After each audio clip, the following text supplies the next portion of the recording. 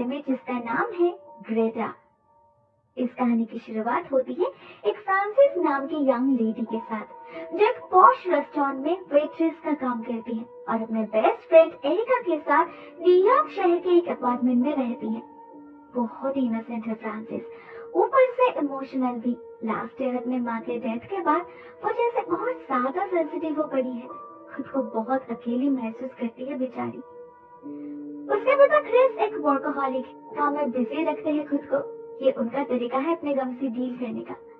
मगर फ्रांसिस इतना सब नहीं समझती। उसे लगता है क्रिस उससे प्यार नहीं करते, उसे वक्त नहीं देते, तो वो भी उनसे कोई रिश्ता रखना नहीं चाहती।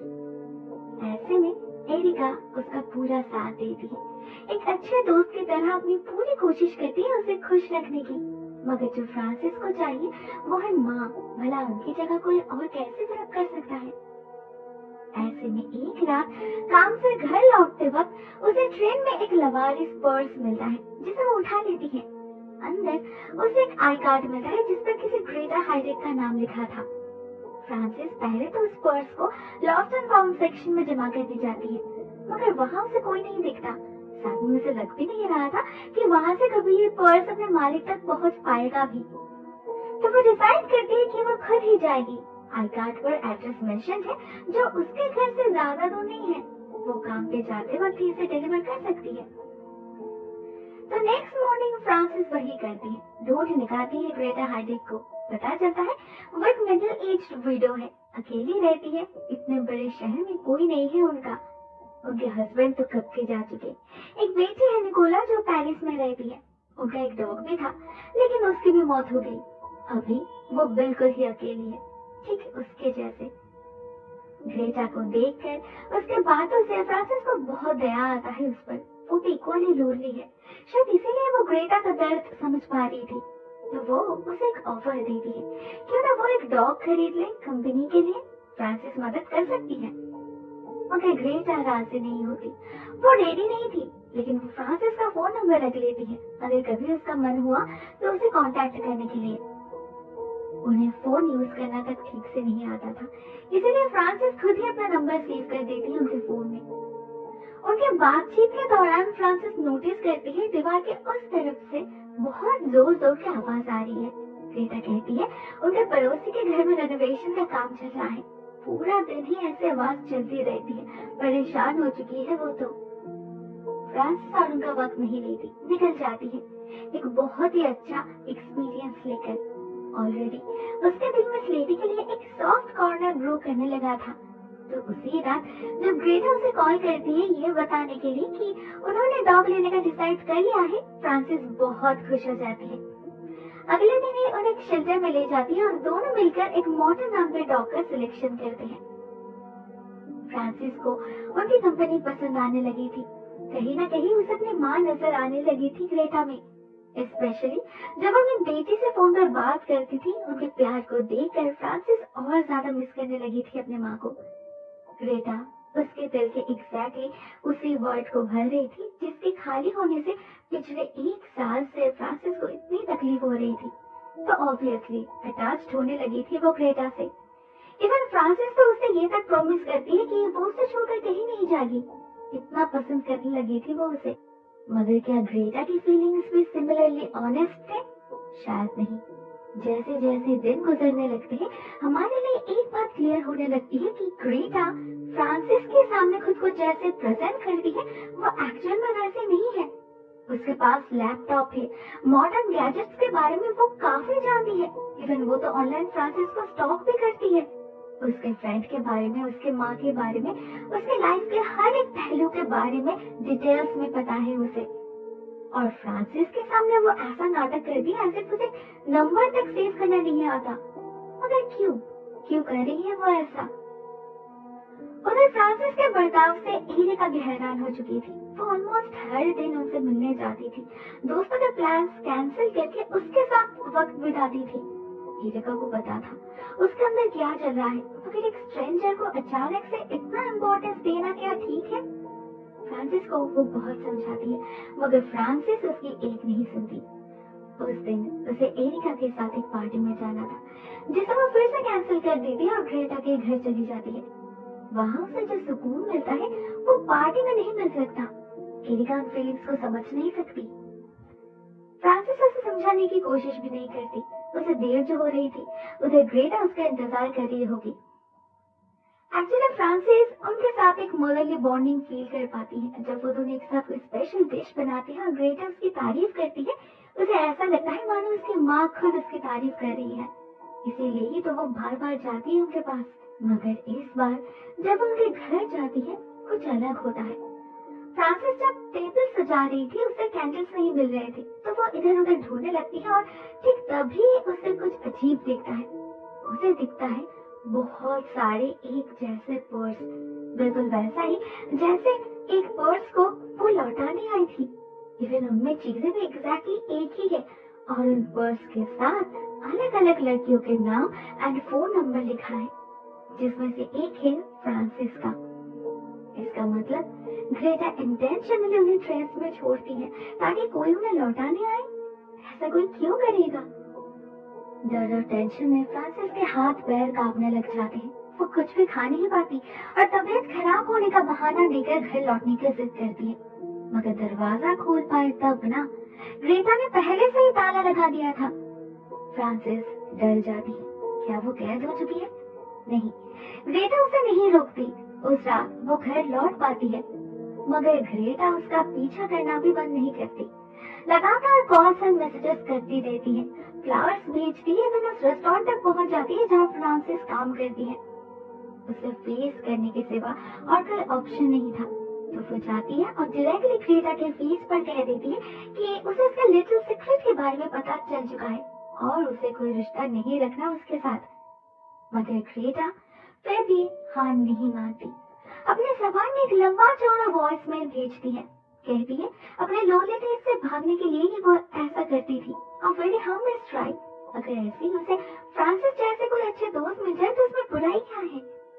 वो बार बार फ्रांसिस को रिक्वेस्ट करती है। आगे से वो ऐसा और कुछ नहीं करेगी, बस फ्रांसिस उससे कांटेक्ट ना तोड़े, नहीं तो पता नहीं वो क्या कर बैठेगी। एक्चुअली वो फ्रांसिस को इमोशनली ब्लैकमेल करने की कोशिश कर रही थी, मगर इसका नतीजा उल्टा ही होता है। फ्रांसिस और ज्यादा दूर भाग जाती है, उसे कम्प्लीटली इग्नोर करने लगती है। लेकिन ग्रेटा भी हार नहीं मानती। रेस्टोरेंट के बाहर जाके इंतजार करने लगती है।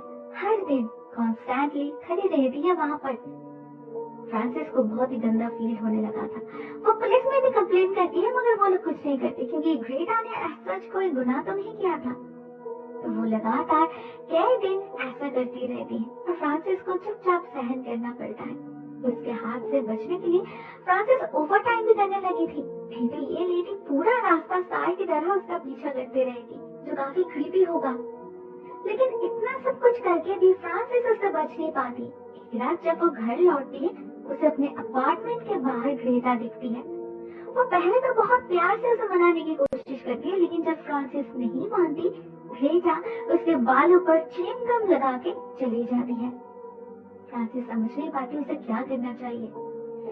एरिका उसे लेकर पुलिस स्टेशन जाती है कंप्लेन लॉन्च करने, मगर इस बार भी पुलिस एफआईआर लॉन्च नहीं करते और जब रेस्ट्रेनिंग ऑर्डर की बात आती है, पता चलता है वो प्रोसेस काफी लंबा है, महीनों लग जाएंगे।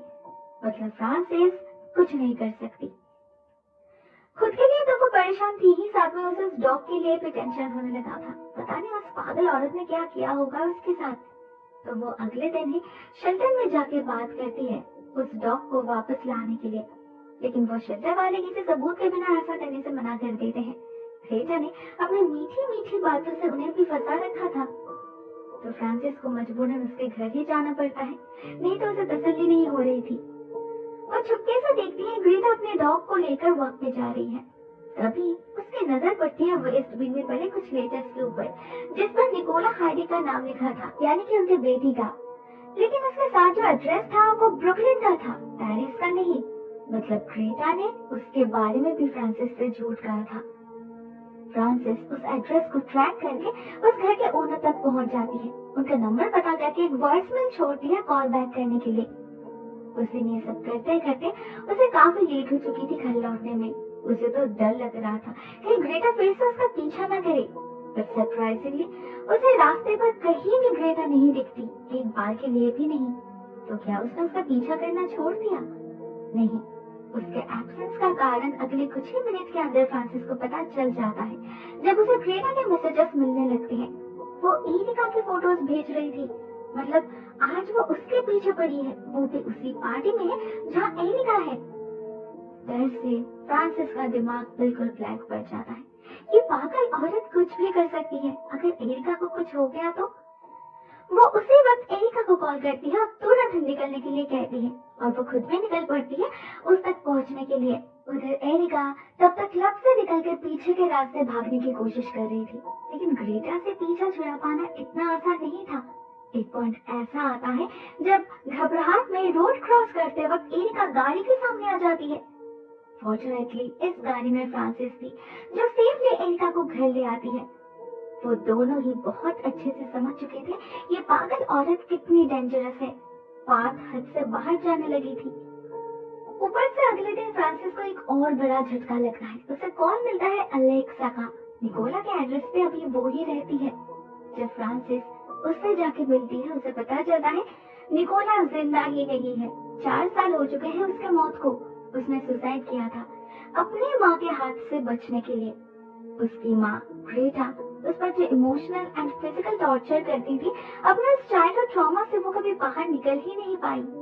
ग्रेटा अपने बेटी को इतना ज्यादा फोर्स करती थी, फ्रेंच सीखने में, पियानो सीखने में, उसके लाइफ को इतना ज्यादा कंट्रोल करने की कोशिश करती थी, इतना ज्यादा प्रेसिव थी वो कि निकोला को अपनी जिंदगी से बेहतर मौत लगी। उसके मौत के लिए सिर्फ और सिर्फ ग्रेटा की सैडिस्टिक बिहेवियर ही जिम्मेदार है। यहाँ पर फ्रांसिस समझ पाती है ग्रेटा किस हद तक बीमार है, नहीं तो कोई अपने मरे हुए बेटे से बात करने का नाटक क्यों करेगा। उस दिन जब वो काम पे जाती है ग्रेटा वहाँ जाकर भी हाजिर हो जाती है, but this time as a guest. उनका रिजर्वेशन था तो फ्रांसिस उन्हें निकाल नहीं पाती और वो मैनेजर से कह के स्पेशली फ्रांसिस का ही सर्विस लेने की जिद करती है। फ्रांसिस जितना हो सके उसे अवॉइड कर रही थी, बिना किसी बात के बस ऑर्डर सर्व कर रही थी, लेकिन ग्रेटा को वो पसंद नहीं आती। वो फ्रांसिस को कंटिन्यूअसली टॉन्ट करती रहती है एंड लास्टली जब इतना कुछ करके भी फ्रांसिस उसे भाव नहीं देती तो ग्रेटा भड़क जाती है। फ्रांसिस पर चिल्लाकर ग्लास तोड़कर सबके सामने एक हॉरिबल सीन क्रिएट कर देती है। फॉर्चुनेटली इस बार पुलिस उसके बातों पर यकीन कर लेती है और ग्रेटा को अरेस्ट कर लिया जाता है, मगर ज्यादा देर के लिए नहीं। अगले मॉर्निंग ही फ्रांसिस को खबर मिलती है कि उसे छोड़ दिया गया है। वो तो समझ ही नहीं पा रही थी उसे क्या करना चाहिए। ऐसे डर डर के कोई कब तक जी सकता है। उसके पिता चाहते थे कि वो उनके साथ जाकर रहे, जो फ्रांसिस नहीं चाहती थी। अपने घर में वो वापस जाना नहीं चाहती थी, तो एरिका उसे एक आइडिया देती है। वो फ्रांसिस को उसके साथ जाने के लिए कहती है, किसी दूसरे शहर में कुछ दिनों के लिए। मतलब उन्हें यहाँ से भागना होगा ग्रेटा के डर से, मगर जब वो वापस आएगी वो फिर से आफत शुरू कर देगी। उससे बचने के लिए एक प्लान है। ये ग्रेटा उससे ऑब्सेस्ड है। उसे लगता है फ्रांसिस को उसकी जरूरत है, वो माँ बन सकती है उसकी। गलती तो फ्रांसिस कर रही है उससे दूर जाकर। भले ही सच में उसकी कोई गलती नहीं, फिर भी फ्रांसिस को उसके सामने जाकर नाटक करना होगा कि उसे रियलाइज हो चुका है कि ग्रेटा उसके लिए कितनी इम्पोर्टेंट है। बिल्कुल माँ की तरह देखभाल करती है वो उसकी। सारी गलती सच में ही उसकी है। वो समझ चुकी है सब कुछ। अभी बस उसे कुछ दिनों के लिए दूर जाना है, अपने माँ की यादों से एडजस्ट करने। उसके बाद वापस आके वो लोग एक फ्रेश स्टार्ट कर सकते हैं। इससे होगा ये कि ग्रेटा सेटिस्फाइड हो जाएगी, उसके दिल में और कोई जिद नहीं रहेगी और ना वो पागलों की तरह फ्रांसिस का पीछा करेगी। और जब तक फ्रांसिस वापस आएगी तब तक शायद उसका अटेंशन शिफ्ट कर गया होगा, उसने अपना कोई और शिकार ढूंढ लिया होगा। फ्रांसिस को ये आइडिया अच्छा लगता है तो वो वही करती है। खुद से उससे मिलने जाती है, बहुत ही प्यार से उसे सब कुछ समझाती है और ग्रेटा उसके जाल में फंस भी जाती है। फ्रांसिस तो बहुत खुश थी, लेकिन क्या ग्रेटा जैसे इंसान को उल्लू बनाना इतना इजी हो सकता है भला? नहीं। अगले सीन में ही हम समझ पाते हैं ग्रेटा फ्रांसिस से काफी ज्यादा चालाक है। वो उसके प्लान को समझ चुकी थी। गुस्से और फ्रस्ट्रेशन के आग में जल रही थी वो। जो गुस्सा वो निकालती है अपने डॉगी के ऊपर, उसे पॉइजन मिल्क खिलाकर। एक बेजुबान जानवर को भी नहीं छोड़ती वो। उधर फ्रांसिस तो बिल्कुल टेंशन फ्री हो चुकी थी। उसे लग रहा था ग्रेटा और उसे डिस्टर्ब नहीं करेगी, लेकिन वो गलत थी। और ये बात कुछ ही देर में उसे पता चल जाती है जब वो देखती है उसके घर के प्लांट्स को किसी ने पानी दिया है। एरिका तो घर में है ही नहीं, तो ये किसका काम हो सकता है? अचानक फ्रांसिस को बहुत चक्कर आने लगते हैं। वो गिर जाती है जमीन पर। उसे समझ आता है किसी ने उसके कॉफी में कुछ पिलाया है और वो कोई अभी भी घर में ही है, उसी के आसपास। फ्रांसिस अपने ब्लडी विजन से देख पा रही थी उसे, और ये कोई और नहीं, ग्रेटा थी। उसे पता था फ्रांसिस उससे पीछा छुड़ाने की कोशिश कर रही है, इसीलिए वो खुद ही आ गई उसे अपने पास ले जाने। ग्रेटा दिन दिहाड़े उसे सीडेट करती है, उसके बाद उसे किडनैप करके अपने घर ले जाती है, मगर कोई कुछ शक नहीं करता। साथ में उसके कुछ सामान भी ले लेती है, जिससे एरिका को लगे कि वो शायद अपने घर गई होगी। ग्रेटा घर पहुंचते ही फ्रांसिस को एक सीक्रेट कमरे में ले जाती है, जो पियानो के पीछे वाले दीवार के उस तरफ है, अ हिडन रूम। वहाँ एक बॉक्स के अंदर डाल देती है वो फ्रांसिस को, बिल्कुल जैसे वो कभी निकोला को डालती थी। उसका बचपन तो इसी कमरे में बीता है, ऐसे ही कैद हालत में। तब तक फ्रांसिस सो चुकी थी और जैसे उसका सेंस लौटता है वो खुद को अपने घर में पाती है। मतलब इतनी देर से वो सपना देख रही थी। थैंक गॉड, कितना भयानक सपना था। उसे अपने सामने एरिका भी दिखती है, जो उसे याद दिलाती है कि उसे पैकिंग करना चाहिए। उसके डैड उसका इंतजार कर रहे होंगे। फ्रांसिस किसी तरह खुद को संभालती है और जल्दी से रेडी होकर अपना सामान लेकर निकल पड़ती है नीचे जाने के लिए। मगर जैसे ही वो लिफ्ट पे चढ़ती है, लिफ्ट क्रैश कर जाता है। लिफ्ट के दीवार श्रिंक करने लगते हैं और देखते ही देखते वो एक छोटे से बॉक्स में बदल जाते हैं। हम समझ पाते हैं फ्रांसिस अभी भी बॉक्स में ही है, लिफ्ट में तो वो सपने में थी। जैसे ही उसे इस बात का एहसास होता है, वो जोर जोर से चिल्लाने लगती है। अब ग्रेटा आकर उसे बॉक्स से बाहर निकाल देती है, मगर इस कमरे से नहीं। फ्रांसिस को अंदर और भी बहुत सारे लड़कियों के कार्ड्स और सामान मिलते हैं, जिसका मतलब निकोला और उसके अलावा भी इस कमरे में और भी कई सारे लड़कियां रह चुकी हैं। ऐसे ही कुछ दिन बीत जाते हैं। ग्रेटा हर दिन फ्रांसिस को कुछ घंटे के लिए बाहर निकालती थी, फोर्सफुल पियानो सिखाती थी, फ्रेंच सिखाती थी, खाना बनाना सिखाती थी और फिर खाने में सेडेटिव्स मिलाकर सुला देती थी। बिल्कुल किसी खिलौने की तरह ट्रीट करती थी वो फ्रांसिस के साथ। उसके एब्सेंस से किसी को कोई शक ना हो, इसके लिए एक बहुत ही क्लेवर ट्रिक अपनाया था उसने। फ्रांसिस के फोटो गैलरी से पुराने फोटोज उठा के उनमें से कुछ फोटोज उसके डैड को भेजती थी, जिससे लगे कि वो एरिका के साथ है, और कुछ एरिका को भेजती थी जिससे उसे लगे कि वो उसके डैड के साथ है। मगर ऐसा ज्यादा दिन नहीं चलता। एक दिन क्रिस अपने बेटी से मिलने न्यूयॉर्क आ जाते हैं।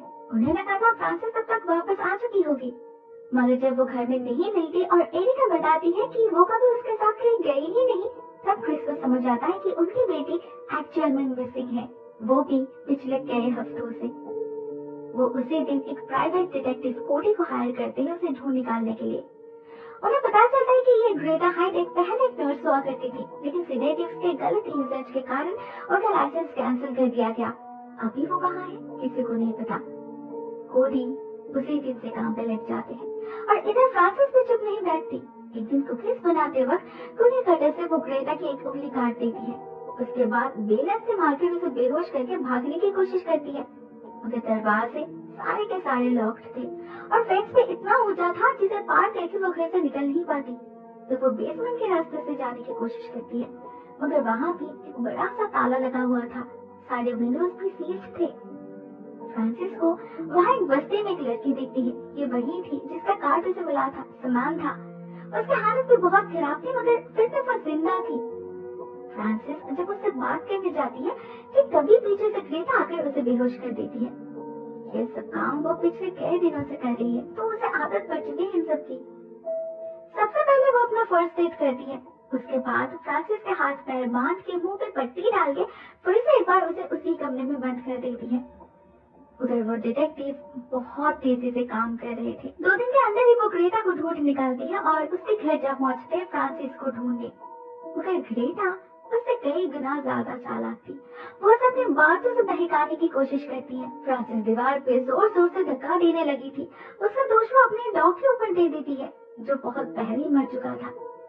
मगर फिर भी कोडी को शक होता है। वो आवाज के सोर्स को फॉलो करके पियानो के पीछे वाले दीवार तक पहुंच जाते हैं, मगर उस हिडन डोर को खोल पाए उससे पहले ग्रेटा उसके नेक पे सेडेटिव इंजेक्ट कर देती है। बेचारा चाहकर भी कुछ नहीं कर पाता। बेहोशी की हालत में अपने गन से ग्रेटा को शूट करने की कोशिश जरूर करता है, लेकिन एक भी गोली उसे नहीं लगती।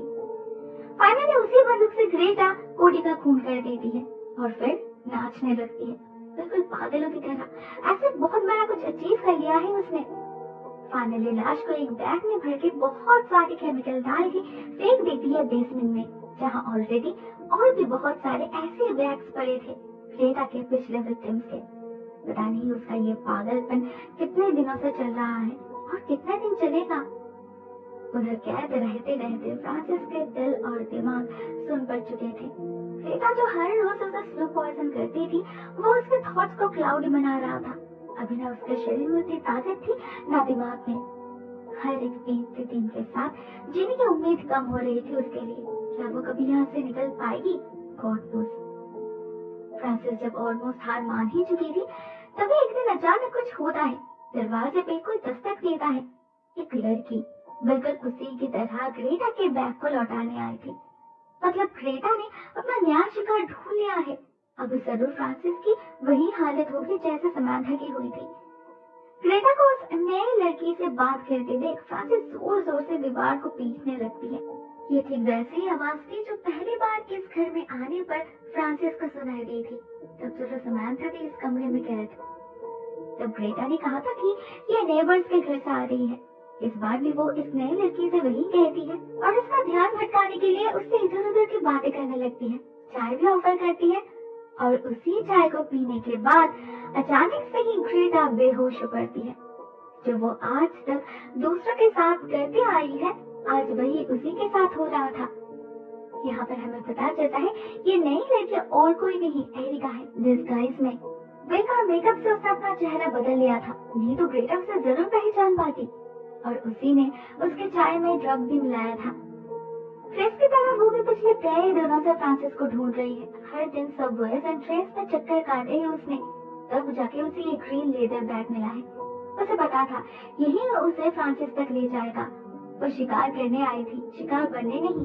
इसलिए उसने पूरा प्रिपरेशन किया था।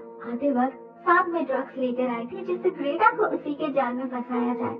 उसी के स्मार्टनेस के कारण ही आज ये ग्रेटा उसके सामने बेहोश पड़ी है। अभी उसे बस अपने दोस्त को ढूंढना है। उधर एरिका की आवाज से फ्रांसिस उसे पहचान चुकी थी, मगर वो उसे बुला नहीं पाती क्योंकि उसके मुंह को बंद किया गया था। हाथ और पैर में भी हैंडकफ्स थे। तो बेचारी उसी हालत में बेड को हिलाने लगती है अपनी पूरी ताकत से, जिससे एरिका उसे ढूंढ पाए। फॉर्चुनेटली ऐसा ही होता है। एरिका अपने बेस्ट फ्रेंड को ढूंढ निकालती है, उसे आजाद करके बाहर निकाल लाती है। मगर तभी अचानक बाहर से पियानो की आवाज आने लगती है। मतलब ग्रेटा का सेंस लौट चुका है।